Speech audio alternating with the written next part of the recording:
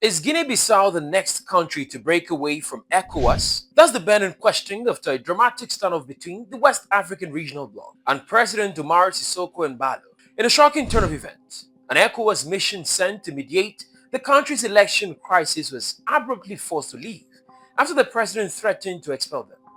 The delegation had been working to broker a political consensus on the upcoming elections, but instead, they found themselves at odds with the very leader they came to assist. Could this signal a deeper rift between Guinea-Bissau and ECOWAS?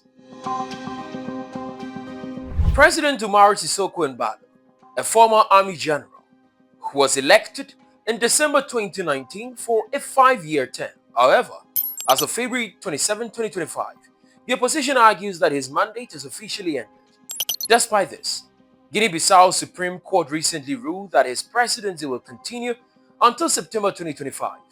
This ruling has fueled nationwide protests and strikes, with the opposition accusing Embaló of holding onto power illegitimately. Embaló, on the other hand, insists that the delays in holding elections are due to technical and financial constraints rather than political maneuvering. Still, his critics see this as another power grab in a country with a long history of coups and political instability. Guinea-Bissau was originally scheduled to hold general elections in November 2024. However, in a controversial move, Embaló postponed the elections and has now set a new date for November 30, 2025. The opposition views this delay as unconstitutional and a direct attempt to extend his rule beyond the agreed-upon term limits. The uncertainty surrounding the elections has created an atmosphere of fear and unrest.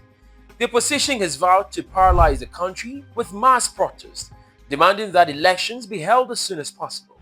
Meanwhile, security forces have been deployed across the capital, Bissau, to suppress any dissent. The situation remains tense, with both sides refusing to back down. As tensions escalated, ECOWAS decided to intervene. A delegation backed by the United Nations Office for West Africa and the Sahel was sent to Guinea-Bissau to mediate the crisis and reach a political consensus on how to proceed with the elections.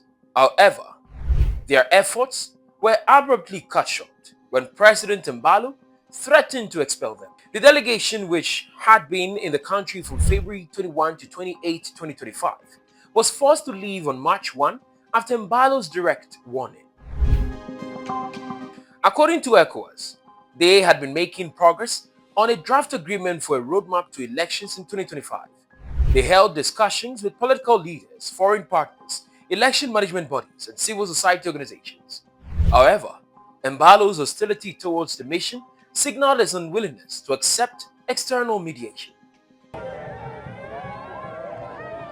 The regional bloc now plans to report its findings to the ECOWAS Commission President and propose a new strategy for ensuring inclusive and peaceful elections.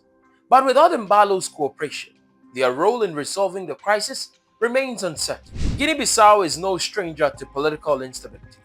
Since gaining independence from Portugal in 1974, the country has suffered multiple coups and attempted coups. Embaló himself has survived 2 assassination attempts, the most recent in December 2023. In response, he dissolved the opposition-controlled parliament, accusing it of conspiring against his government. The country's history of political violence raises concerns that if the current crisis is not handled carefully, Guinea-Bissau could once again descend into chaos. The military has played a significant role in shaping the country's leadership, and any prolonged power struggle could lead to another forceful intervention. Amid domestic unrest, Embaló has been forging new international alliances. His recent visit to Moscow, where he met with Russian President Vladimir Putin, has raised eyebrows. Reports suggest that their discussions included economic investments in infrastructure and mining, sectors that are crucial to Guinea-Bissau's struggling economy.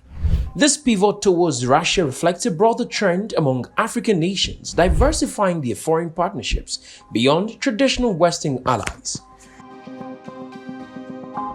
The Economic Community of West African States, established in 1975 to promote economic integration and political stability, has recently faced significant challenges to its influence among member states. A notable example is the departure of Burkina Faso, Mali, and Niger, which formally withdrew from the bloc in January 2025. These nations criticized ECOWAS for deviating from its foundational principles and yielding to external influences, asserting that the organization had become a threat to their sovereignty. They also expressed dissatisfaction with ECOWAS's perceived ineffectiveness in addressing escalating security concerns, particularly the rise of Islamist insurgencies within their territories. In response, these countries established the Alliance of Sahel States, aiming to bolster mutual security and reduce reliance on traditional Western allies. The withdrawal of these three nations, all founding members of ECOWAS, has significantly impacted the bloc's cohesion and effectiveness. The emergence of alternative alliances, such as the Alliance of Sahel States, underscores the shifting dynamics in West Africa, where countries are increasingly seeking autonomy in addressing their unique challenges. This fragmentation within ECOWAS raises concerns about the future of regional integration and the organization's capacity to uphold democratic principles and security across West Africa. Your perspective matters. What do you make of Guinea-Bissau threatening to expel ECOWAS mission? Share your thoughts and insights in the comment section below. If you like this video, be sure to subscribe to the New Africa channel and turn on the notification bell so you don't miss any of our informative future videos. Stay informed, stay engaged, and thank you for watching.